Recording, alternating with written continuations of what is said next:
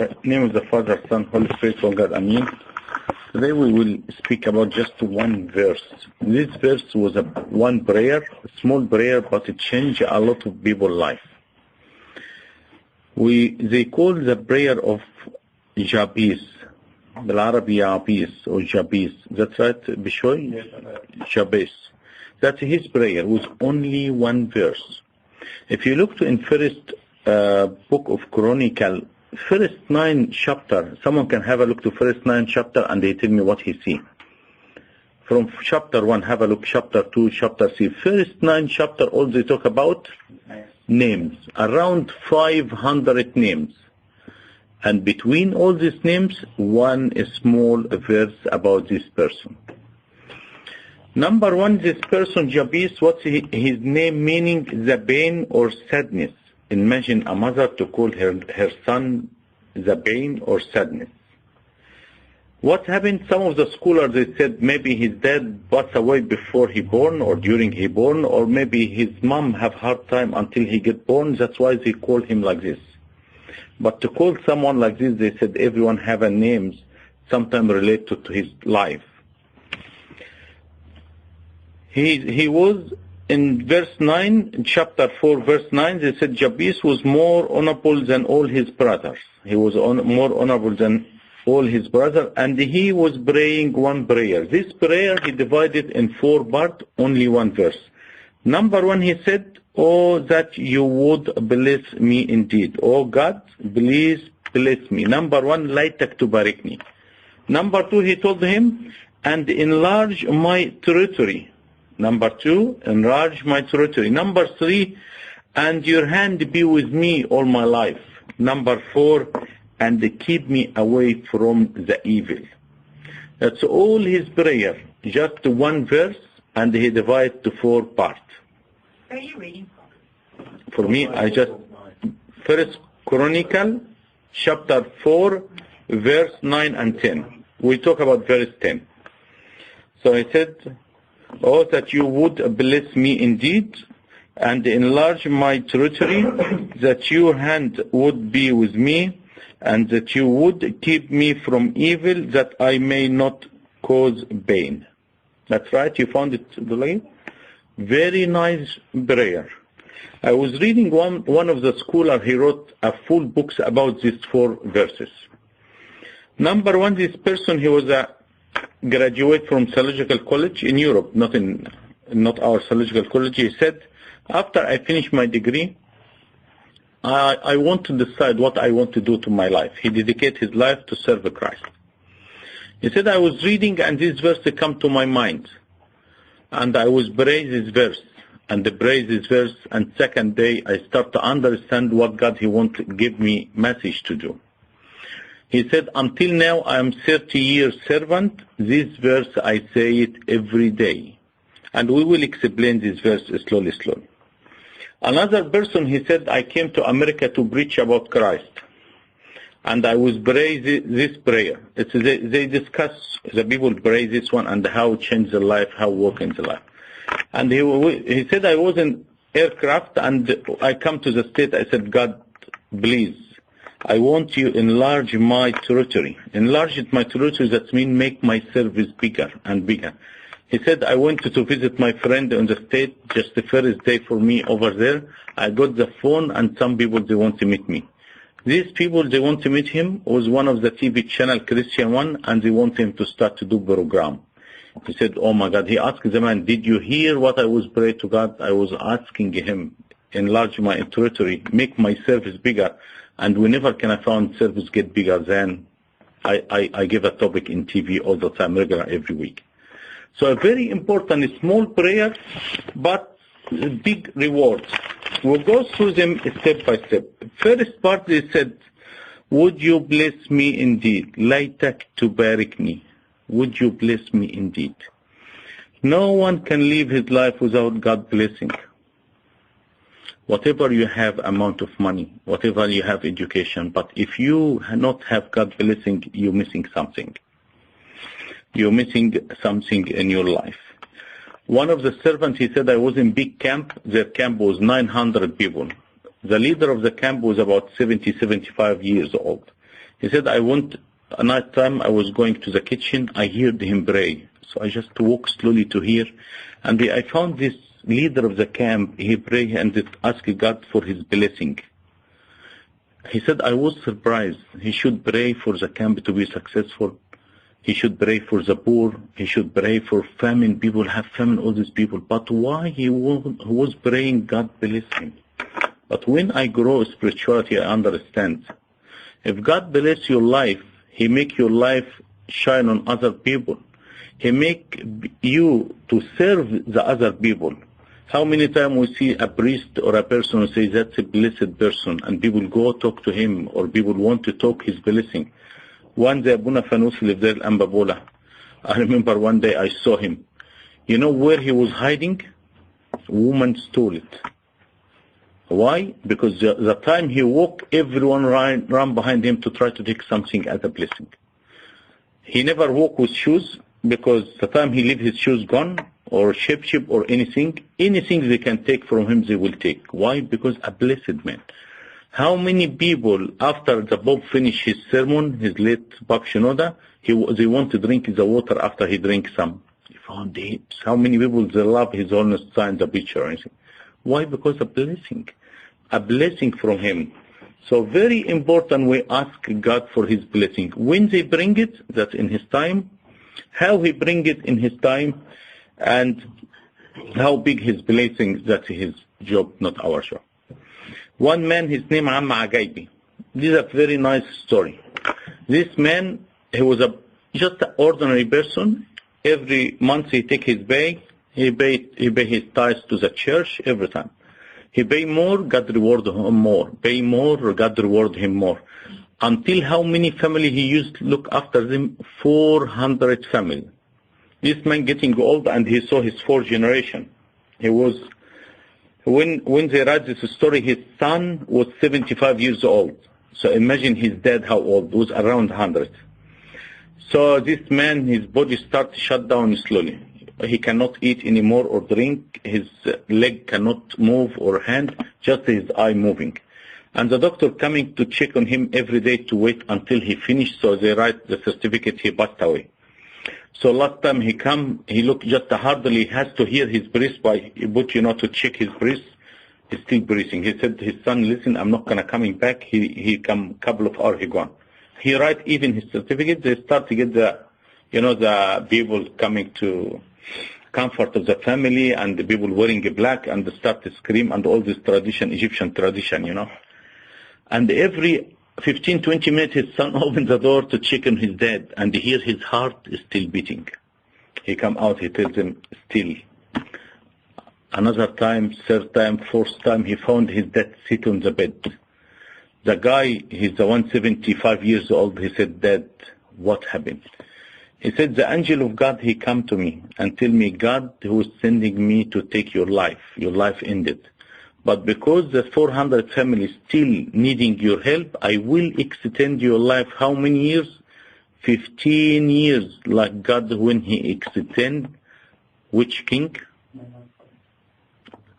Hezekiah the king, when God extend his life 15 years. This man was nearly 100 years old, and to walk to the church about half an hour walking for someone strong. He used to walk to the church for 1 hour, 1.5 hours. He got his horse and the chariot, but he said, no, I'll go to the church walking. And he stayed for another 15 Christmas, another 15 Easter, until his 15 years come and gone. So sometime God keep you to bless people around you, and sometimes when you be blessed, you bless the others. That's why, number one, we ask you, please God, would you bless me indeed? That's number one in his prayer. Number two, in his prayer, he said, and enlarge my territory. Enlarge my territory does not mean I need a house 2-story or a house with 5 acres. No. These spiritual people, they want the territory. I want God, people to know you more through me. To know more through me. What does this mean? My service to get bigger. I can serve more. That's what this means, enlarge my territory. There's not something earthly, they're talking about something internal. enlarge my territory. This person, he wrote this book. He said, I was finishing final years on the theological college. He was teaching the final years. He said in this year they have around 2,000 students. And he told them, what about after you finish your degree, you go one of the islands, try to go and start preaching these people about Christ. He said in the beginning they said, you crazy, how we can go island and all the stuff. He said, if all the last week in their study I told them, but some of them they not believe, some believe. He said, after I back home, he was traveling from state to state from America. He said, I got a letter, and two of the students, they went the island about 650K. They went and they started to talk to people. He said they got about 10, 15. And after these people come, they talk to people, they got another 126 trained servant, and they come with them to teach these people about Christ. And they call it the mission of Jabez, exactly for this prayer. So to show you, they want the territory to get bigger. The servant, he wrote this book. He said, I want to see how simple he wanted his trip. He went around Greece. He said, what about I want to see the Patmos, the area who was writing his book in Patmos? St. John the Beloved. He said, the ship parked there, and I left the guide of the tour, and I went for coffee shop, and I was sit by myself. I said, God, I want you to enlarge my territory. Send me one he need my help or service. He said, just I drink my coffee, someone, this man, he was from United States. So someone, he come, his name Terry, he said, you from United States coming with the ship? He said, yes. He said, can I sit with you? Straight away, he said, yes. He said, I have a problem, I want to take your advice. He said, what? He said, today, my last day of my marriage. My wife, I will go home and she will leave home. We have problem and the problem and the problem we can't handle anymore. He said, I asked him, you want your wife to stay at home? He said, yes. He said, have you got a couple of hours for me to talk to you? He said, no problem. He said, I started to talk to him about how to be successful marriage from the Bible. And after I finished, the man, he want to go home to practice what I teach him. He told him, whatever happened, the ship will departure at night. Come and tell me what happened. He said, I was waiting for him to come to tell me what happened until he hears that sound, the ship will departure. So I was in the corner to wait for anyone to see what's in his hand. I found two young married people coming, running in hand each other, and they called me, your plan work, your idea work. He said, all the trip I was back home very happy because God sent this person. How many times we know some people want to help, or how many times we should pray God send us to help people to enlarge our territory. In this Sunday, the reading of the Bible, anyone he think to read, to know what the Bible about? Be sure. Sunday 1, it's about the paralyzed man. Who helped the paralyzed man? How many people? 4. Did the Bible mention the name? No. Why? Because when the Bible doesn't mention someone's name, I should practice on myself. The paralyzed man, they didn't mention his name because I can be paralyzed. What's paralyzed? Is spirituality. I can know where Jesus, I know where the church, but I cannot go. But God will send someone will help you to go. And these people, they left him. These people, they didn't embarrass to tell them, why you drop him from the ceiling, all the stuff. These people, they don't care about anything. Their idea, to bring this person to Jesus Christ. And when they put him next to Jesus Christ, their job done, they leave Jesus to continue. And that's what he done. He helped him spiritually, he saved him from sin, and he healed him physically. That's what our job, to try to bring people to Christ and say, enlarge my territory. Number 3, and your hand be with me. Can any service or a church successful, or any person successful, if God, his hand not with him? I doubt. San Mark, when he went in Egypt, to visit Egypt first to preach about Christianity, what he got with him? Absolutely nothing. But the hand of God was with him. Moses the prophet, when he cast people, He got people out of Egypt. He got anything? Nothing. The hand of God divide the Red Sea. The hand of God make all this miracle. That's what we need. We need the hand of God in our life. Before we start any decision, before we start a new job, before we do any service, we ask God, please put your hand before my hand, so that the service can be successful and blessed. Abuna Yusuf Asad, they got a big church in Egypt, in Giza. One day he announced, we have a small land next to our church we want to buy to make it like, for Sunday school and for the service. And they said, I forgot what happened. People donate. We start to build slowly. He said, one day I finished the meeting. I found a person waiting for me. He said, Abuna, can I talk to you? He said, I'm coming out of the meeting. Abuna Yusuf Asad was famous, so whatever people around him. He told him, right, wait. He said, I saw his clothes tore, very dirty. Looks like the man needs some money donation. So I told him, wait until I finish with these people. I come to you. So he said after he finished with people, he went and talked to the man. He thought the man he wanted donation, poor person or something. And the man, he told him, Abuna, 7 years ago, you was announced on the meeting, you want to buy the land to build a building. After I hear this one, every day I work 1 extra hour, and I save this money for 7 years, and I want to give it to you now.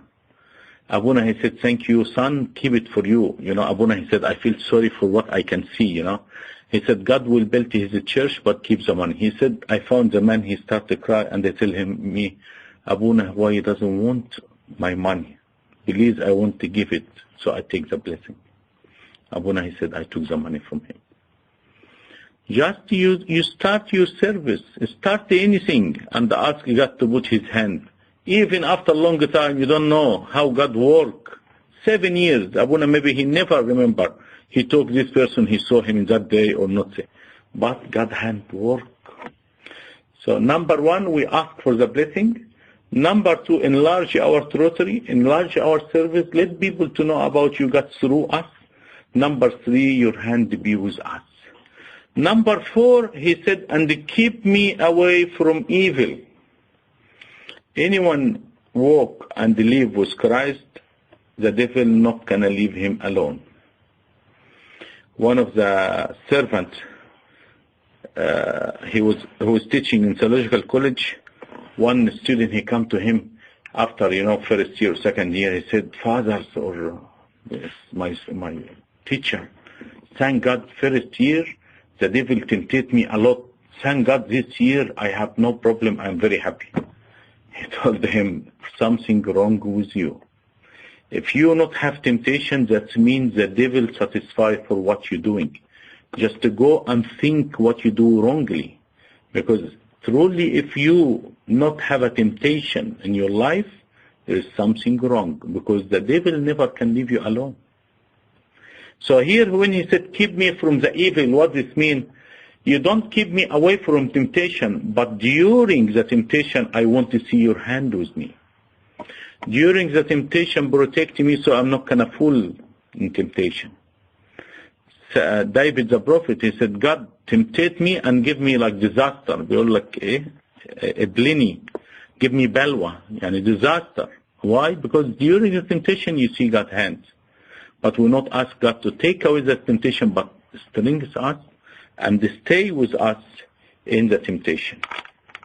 So number 1, remember, we ask for the blessing. Number 2, David.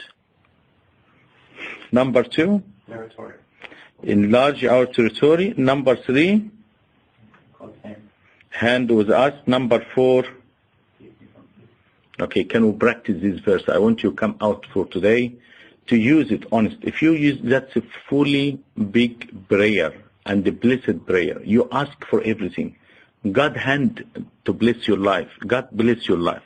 Number 2, God use me. Make my service bigger. Number 3, God, I want your hand with me all my life. Number 4, keep me away from the evil. I want you with me all the time, so I'm not going to fall in temptation or anything. Glory be to God forever and ever. I mean, any question? So we remember again, this in First Chronicle books, chapter, verse 10. 9 and 10. 9 and 10. Remember, just to always practice this one. It's very good prayer and very short. Very short. Thank you very much. Any question? Thank you very much.